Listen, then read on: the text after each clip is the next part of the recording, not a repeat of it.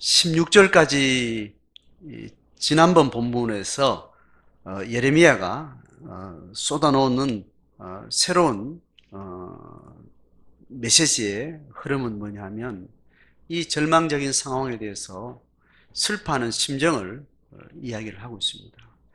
잔인한 징벌, 아주 폭력적인 이방 군대의 침략, 그리고 그 침략의 말발굽에 짓밟히는 아주 비참한 유다의 백성들의 어떤 삶, 이런 것들도 여전히 이야기하고 있지만, 이 맥락 가운데 이제 하나님을 향해서 슬퍼하는 마음에 사로잡혀 있는, 온전히 슬픔에 집중하고 있는 예레미야의 심정을 이야기하면서, 오늘날 교회는 하나님이 하나님을 떠난 백성들을 향한 진노와 하나님을 떠난 백성들이 겪는 그 어둠의 권세 앞에서 겪는 그 절망을 향해서 철저한 좌절과 철저한 슬픔에 집중할 수 있도록 요청을 하고 있습니다. 오늘 그 맥락에서 계속해서 오늘 17절부터 22절까지 한 단락이 되는데, 같은 맥락에서 이야기를 해요. 16절까지는 예레미야 자신의 슬픔에 대해서 이야기를 하면서 이제 이 슬픔이 핫 이슈가 되는 거예요. 이 절망적인 상황에 외교적으로 또 종교적인 예배를 통해서 이 악한 상황을 반전시키는 이런 생각들에 다 생각을 내려놓고, 절망의 밑바닥 앞에 하나님이 이끌어 가시는 역사의 큰 회오리 앞에 당면한 그들의 영적 심판, 그 심판을 오롯이 집중하도록 그렇게 요청을 받으면서 17절 이야기를 하고 있습니다. 계속 예레미야가 하나님께서 이렇게 요청하신다라는 이야기를 하는 거죠. 만군의 여호와께서 이와 같이 말씀하시되, 너는 잘 생각해보고 곡하는 부녀를 불러오며 또 사람을 보내 지혜로운 부녀를 불러오라는 거예요. 자, 예레미야가 이 현실 앞에서 슬픔에 완전히 집중을 하는 겁니다. 이 저주의 고통에 완전히 집중을 하면서 이스라엘 공동체 전체가 이 절망과 슬픔과 고통 앞에 하나님이 운행하시는 이 역사의 큰 기점 앞에 직면해라는 거예요. 무시하지도 말고 도망하지도 말고 외면하지도 말고 정확하게 거기에 직면하기를 이야기를 하는데, 그거를 공동체 전체가 잘 집중하기 위해서 뭘 하라고 하는가 하면 부녀들을 불러오라는 거예요. 자매들을 많이, 여성들을 많이 불러오라고 그래요. 첫 번째는 뭐냐 하면 곡하는 부녀를 이야기합니다. 슬픔이 꽉 차서 그 슬픔이, 이 절망의 현실이 너무 충격적이어서 이거를 한순간에 너무 임팩트가 강해서 그거를 온전히 한 인격으로 그 사람의 정서로 받아내기 너무 충격적이어서 감당하지 못할 때 그 사람은 지적으로는요, 망각으로 바로 이렇게 무의식이 작동을 해요. 혹은 감정으로 그걸 받으면 감정은 의식을 차단하는 방식으로 몸은 반응을 해요. 그래서 실신하잖아요. 쓰러져 버리는 거. 의식을 잃어버리는 상황으로 몸은 자기 충격을 감당할 수 있기 위해서 자기를 보호하는 방식으로, 기제방어로 사람은 실신을 하게 됩니다. 너무 충격적인 사건을 당하면 기쁨도 그렇고 슬픔도 그렇고 절망도 그렇고 너무 충격적으로 한꺼번에 오면 사람이 기절을 해버려요. 또 한 인격의 측면인 지성은 망각의 골로 바로 들어갑니다. 그래서 큰 충격을 당한 사람은 실어증이 생기고 또 기억상실증이 생기는 거예요. 지금 그런 지점이 지금 이스라엘 백성들이 와 있는데, 이 상황을 잘 건강하게 소화를 하기 위해서 슬픔에 온전히 집중할 수 있기 위해서 슬픔 외에 다른 기제들을 삶 속에서 배제시키는 겁니다. 그래서 어떤 현실에 어떤 문제의식에 딱 집중을 하게 되면 거기에 잘 집중하기 위해서 우리가 물리적으로 상황적으로 어떤 삶의 배치를 해요. 내일 모레 중대한 시험이 있어서 한 3일을 꼬박 암기에 집중해야 되는 학생은 시간과 공간을 어떻게 배치를 합니까? 모든 의식이 그 시험 범위에 온전히 올인할 수 있도록 행동 반경을 조절해요. 그리고 몸의 생리 현상에 모든 필요한 것까지도 최대한 거기에 집중을 합니다. 밥을 아주 간단하게 먹어요. 잠을 최대한 줄여요.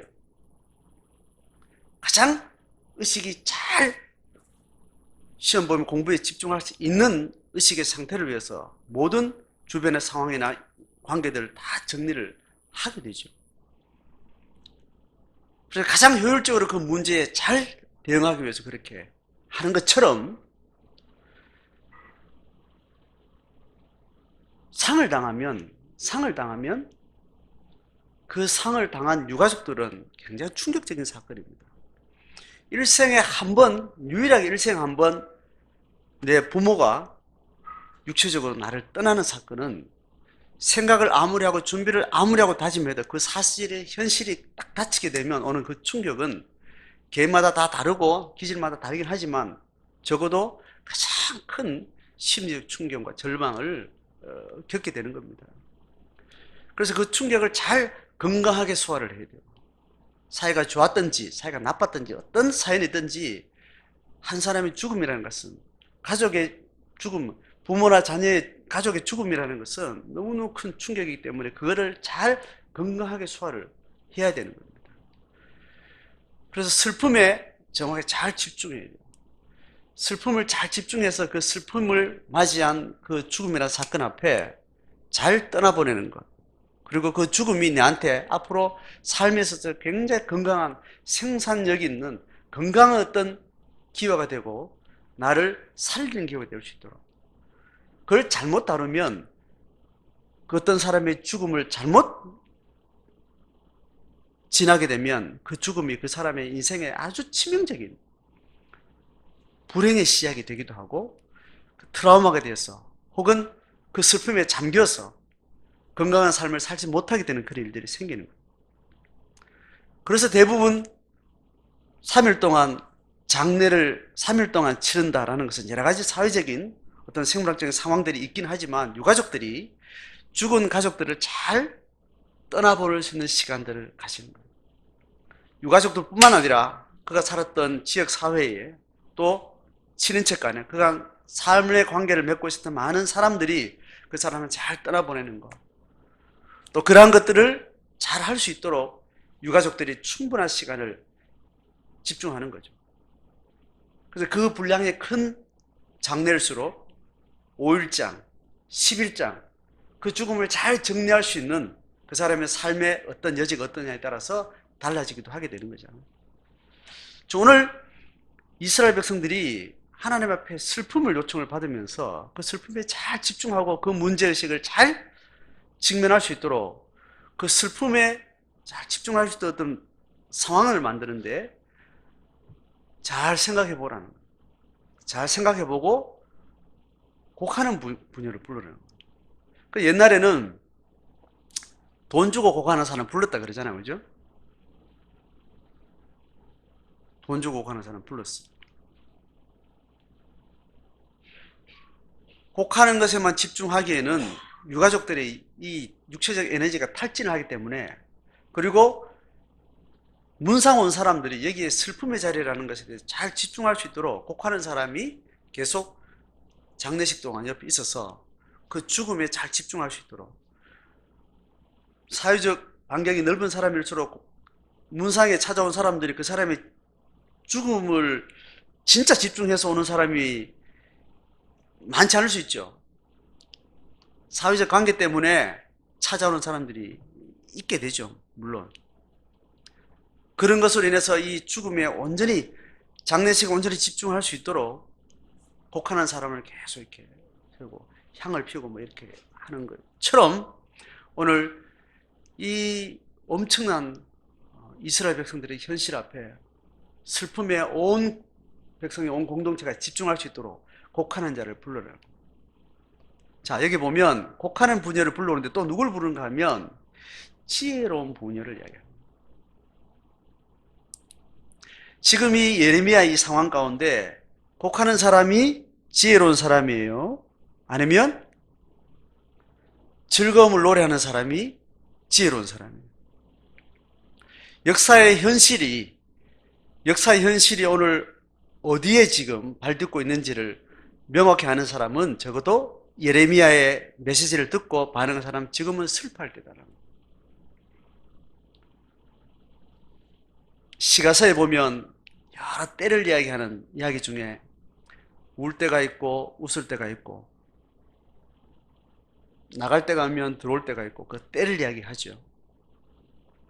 개인이나 집단이나 어떤 현실적 상황에 정확하게 섰을 때 그 현실을 정직하게 살아가는 사람은 인생의 여러 가지 흥망성쇠 생로병사였던 상황 가운데 기쁨이라는 정서도 있고 슬픔이라는 정서도 있고 분노의 정서도 있고 우울한 정서가 있고 여러 가지 상황들에 정확하게 잘 대응하는 것, 거기에 정확하게 잘 반응하는 것, 온전히 집중해서 슬픔은 슬픔을 잘 통찰해내고 기쁨은 기쁨대로 통찰해내고 억울하면 억울함대로 잘 통찰해야 그 사태를 잘 살아낼 수 있고 지혜롭게 또 그 삶을 또 살아갈 수 있는 거죠.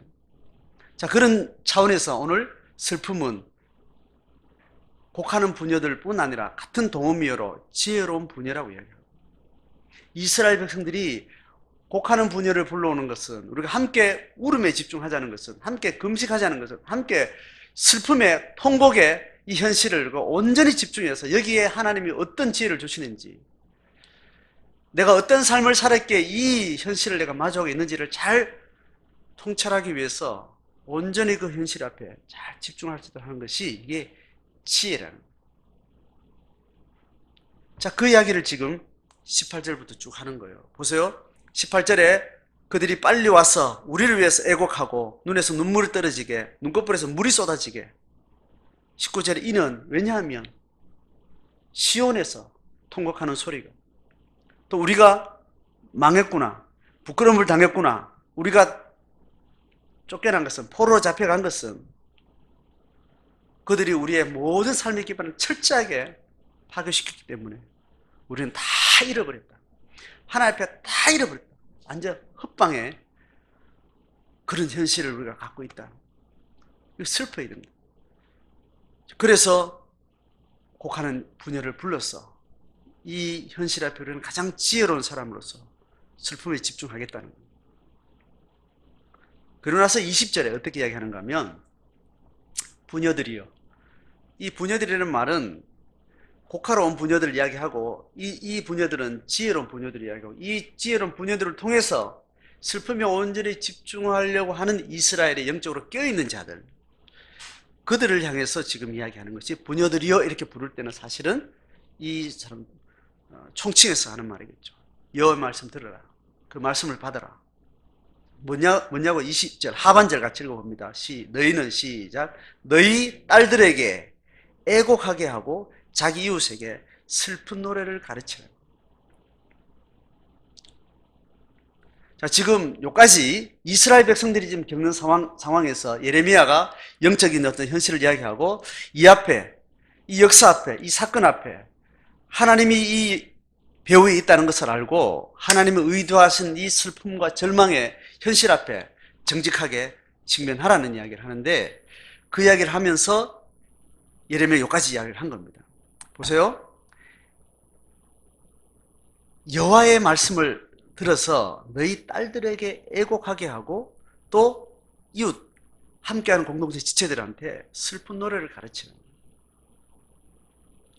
이거는 지금 이 예레미야 시대의 이스라엘 백성들에게 주어진 하나님의 명령일 뿐만 아니라 하나님의 역사를 하나님의 인간을 이 땅에 보내시고 불러가시는 하나님이 보내시고 거두어 가신 하나님의 인생이 살아가는 삶의 장이라는 것이 어떠한 현실인가에 대해서 하나님이 배우의 역사를 운행하고 계시고 이 역사를 통해서 인생이 겪게 되는 모든 영적인 상황, 육체적인 상황들, 그 현실 앞에 섰을 때 우리가 뭘 배워야 되는가 하면 애곡과 슬픈 노래를 배워야 된다. 예레미야 시대뿐 아니라 지금 이 시대에도 하나님 앞에 또 하나님을 배제한다 하더라도 인생과 인간을 총체적으로 근본적으로 근원적으로 정직하게 고민하는 사람은 이걸 배워야 된다. 하나님이 이 인간에 겪게 되는 이 저주의 근원이기도 하고 이유이기도 하고 거기에 대한 하나님의 뜻이라는 것이 있다는 것을 하나님 만난 우리는 알지만 하나님이 누군지 모르고 그를 인정하지 않는다 할지라도 인간과 인생의 역사를 제대로 통찰하는 사람은 근본적으로 인간은 슬픔의 기반 위에 두려움과 죽음의 기반 위에 태어난 것부터 시작된다는 것에 대해서 이해하고 있는 거죠. 어린애도 알 수 있는 애는 태어나면 반드시 100년 안에 죽는다. 100년 내가는 죽게 된다. 이 죽음은 살아있는 인간으로 하여금 어떤 감정과 어떤 삶의 엄청난 무게로 짓누르고 있는지는 겪어본 사람이 안다면 인생을 제대로 고민할 때 죽음이라는 것에 대한 죽음의 존재가 우리 인생에 얼마나 엄청난 역할을 하고 있다는 것에 대해서 근원적으로 그 위에서 인생을 생각하게 되는 거죠.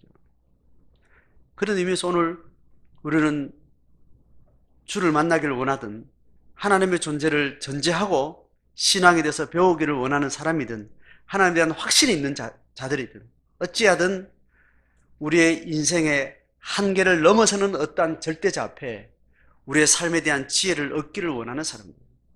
그렇다면 오늘 그 역사의 한복판에서 하나님 음성 가운데 이 메시지를 전하는 예레미야와 그 예레미야 요청을 받는 이스라엘 백성들처럼 모든 오고 오는 인간들은, 사람들은, 지혜 얻기를 원하는 사람들은 애곡, 슬픈 노래를 배워야 됩니다.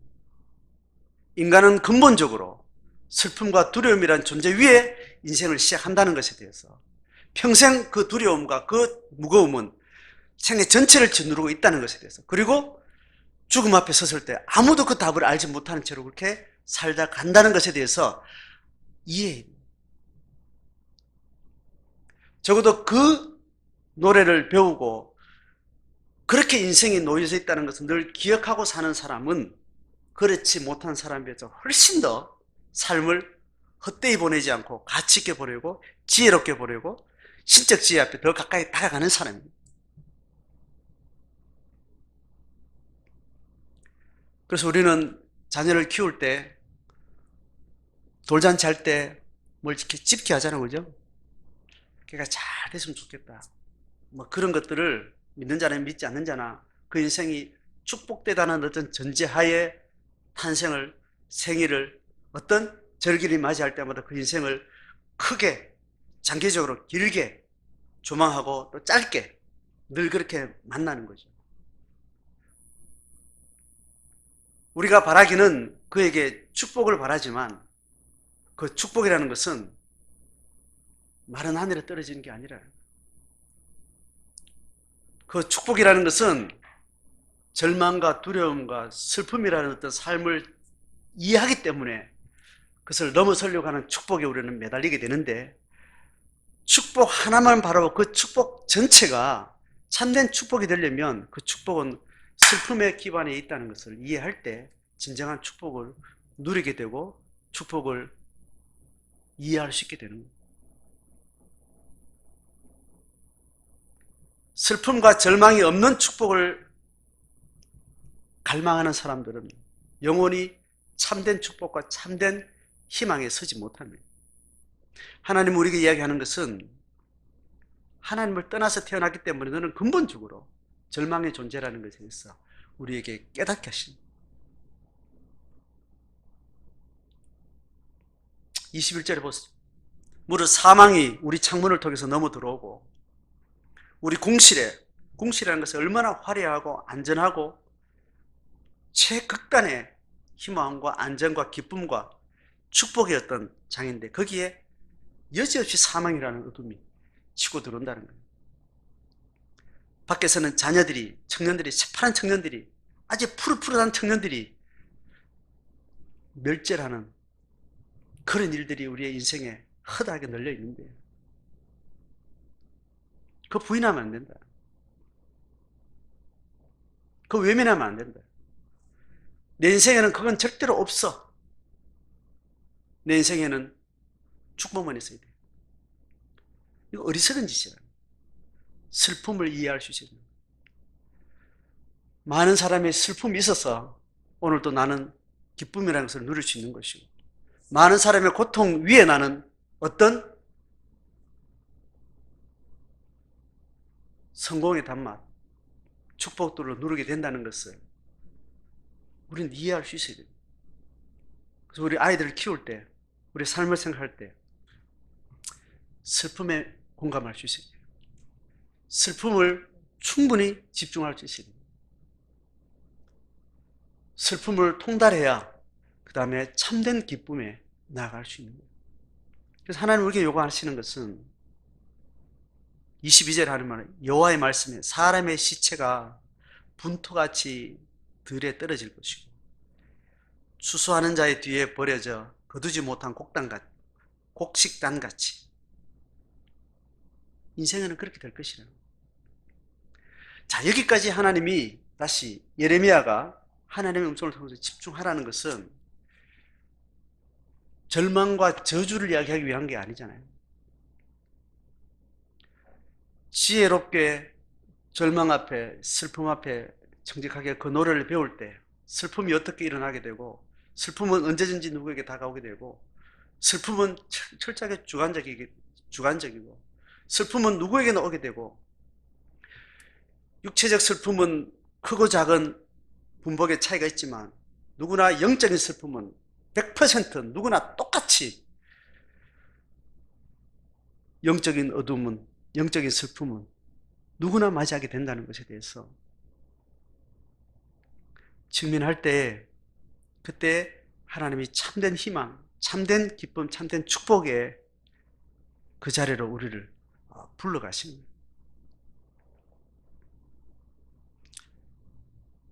그 이야기 끝나고 이제 하나님이 이 이스라엘 백성들의 근본적인 이 좌절, 근본적인 슬픔, 그 재앙의 근본되는 그 지점으로 다시 확 들어오는 게 지금 23절과 24절이에요.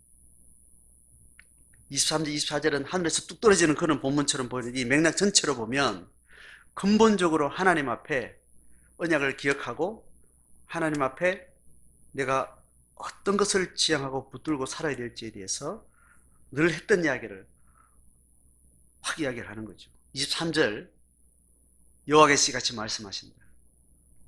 지혜로운 자는 지혜를 자랑하지 마라. 용사는 그 용맹을 자랑하지 마라. 부자는 그의 부함을 자랑하지 마라. 이 지혜와 용사와 부자는, 부함은 하늘의 거예요, 땅의 거예요? 땅의 거죠. 땅에서 지혜의 많은 편차들이 차등이 있고, 용맹성과 능력과 권세라는 것은 다 편차를 가지고 있고, 물질의 부유함이라는 것도, 가난해서 부라는 것도 많은 편차가 있는데, 나름대로 비교적 지혜롭다, 용맹하다, 능력 있다, 부하다, 이런 것들로 자족할 수 있지만 그건 자족할 거리로 삼아서는 안 된다는 거예요. 잠시 경점처럼 지나는 인생에서 잠시 맡겨놓은 하나님의 은사일 뿐이고, 하나님이 잠시 맡겨놓은 것이고, 다 거지가 걸친 더러운 옷처럼 자기 집에 가면 다 버릴 거라는 거예요. 그걸 자랑하셔는 안 된다는 거예요.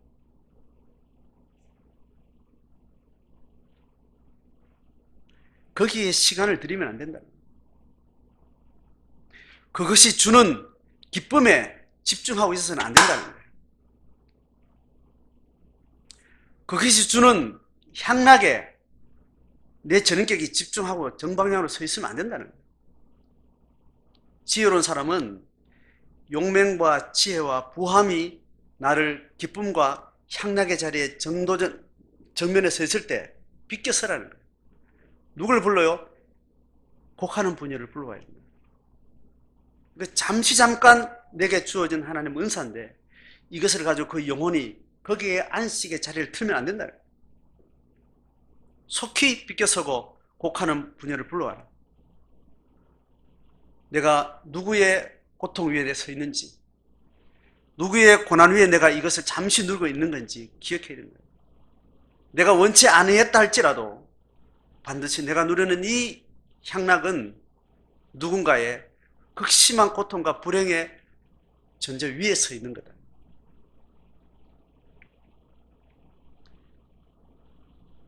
그래서 진짜 자랑할 것이 뭔지, 근본적 절망을 아는 사람은 그 절망의 영적 절망, 인간의 영적 절망 가장 근원적인데 그 영적 절망을 반전시키는 하나님의 어떠함을 향해서 그것에 희망을 걸어야 됩니다. 거기에 정조준하고 정면으로 서 있어야 된다는 거예요. 그걸 24절에 이야기하는 겁니다. 진짜 자랑할 것. 진짜 인생을 두고 항상 직면하고 정조준하고 내가 방향을 촛대를 딱 맞추고 있어야 될 건 뭐냐 하면 이걸 자랑해야 되는데 그것은 바로 명철해서 하나님을 아는 거예요. 하나님의 인생을 어떻게 보내고 어떻게 거두어들이며 인생에게 어떤 메시지를 가지고 어떤 뜻을 품고 계신지 그분이 어떠한 분으로 내게 존재하고 있는 인간 앞에 서 있는지를 아는 것. 그걸 안다면 그 하나님은 죄 많은 이 세상에 사랑과 정의와 공의를 실행하시는 분입니다. 바꿔가면 하나님의 마음을 품은 자를 통해서 이 죄 많은 세상에 사랑과 정의와 공의를 실행하는 자를 통해서 이 역사를 건져가기를 원하시는 분이라는 것에 대해서 알아가는 거예요. 그러면 곧 내게 주어진 지혜나 내게 주어진 용맹이나 부함은 내가 탐할 것이 아니라는 거예요.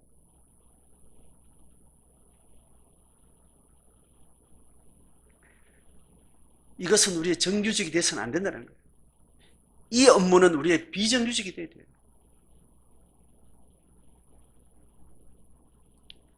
우리의 정규직은 이 세상을 사랑하는 것, 그리고 하나님의 공평하심 앞에 정의로운 삶을 향해서 공적인 하나님의 의가 하나님의 모든 자연과 대자연과 인류 사회 역사 앞에 하나님의 공적인 의가 얼마나 빗나가고 있는 것에 대해서 눈을 부릅뜨고 하나님이 실행하기를 원하시는 곳에 내 마음을 거기 두는 것, 이것이 우리의 정규직이 되어야 되는 거예요.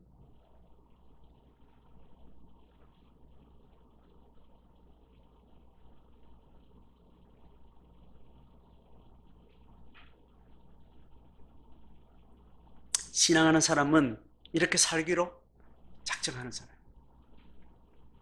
부함과 능력 가지는 그가 이 땅에서 지혜로운 이 화려한 것을 향해서 탐하던 사람들이 그거를 인생의 자아실현으로 가치의 최종 목적으로 살아가는 사람들이 이것을 내려놓고 하나님의 정의와 공의를 향해서 이 죄 많은 세상을 향해서 하나님의 마음으로 이 세상을 살피는 자로 살겠다라고 결정하는 것, 이게 하나님의 사람으로 부름받는 사람들이 세계관이 바뀌는 거예요.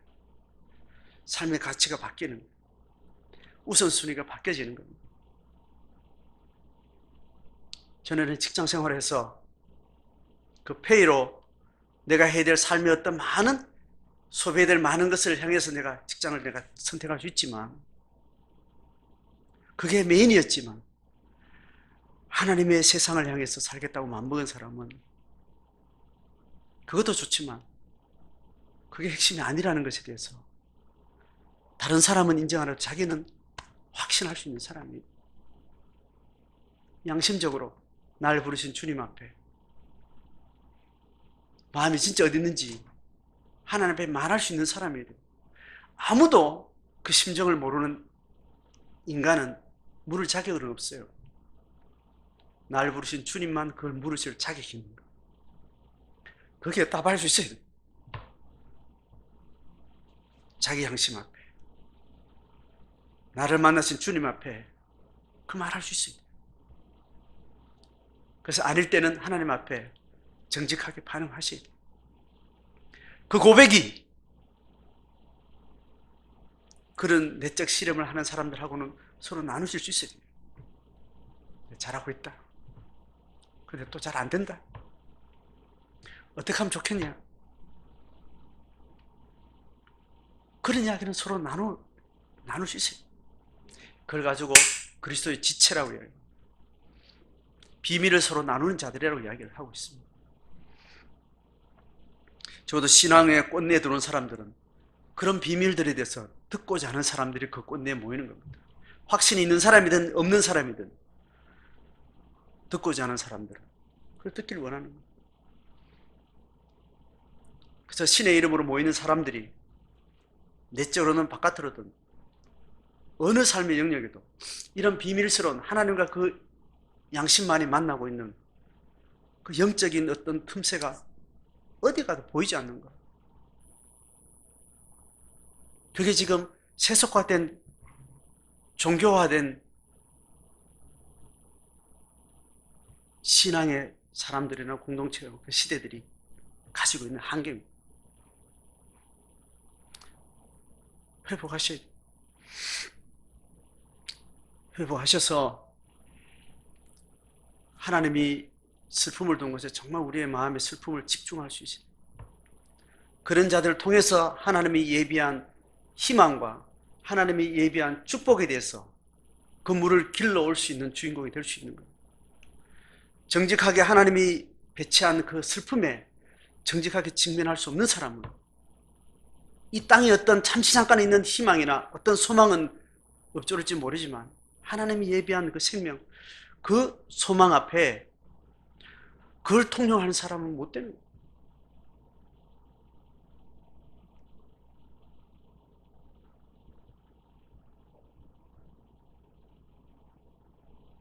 우리 자녀들에게 삶을 가르칠 때, 지혜를 가르칠 때 인간은 근본적으로 두려운 존재다. 근본적으로 슬퍼하는 존재다. 근본적으로 사람의 삶에는 동전의 양면이 있어서 슬픔과 절망이 있다는 것에 대해서 슬픔과 절망을 대할 수 있는 방법을 가르치십니다. 슬퍼하는 사람과 절망적인 사람들에 대해서 들을 수 있고 그들의 마음의 고통을 감지할 수 있는, 공감할 수 있는 공감력을 가르칩니다.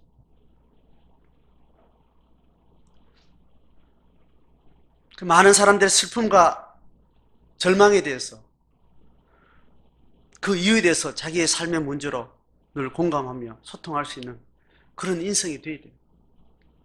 그렇게 인생의 절망과 빛에 대해서 총체적으로 근원적으로 고민할 수 있는 그런 문제의식을 가지고 자기 삶을 고민하고 자기 삶을 살아가야 돼요.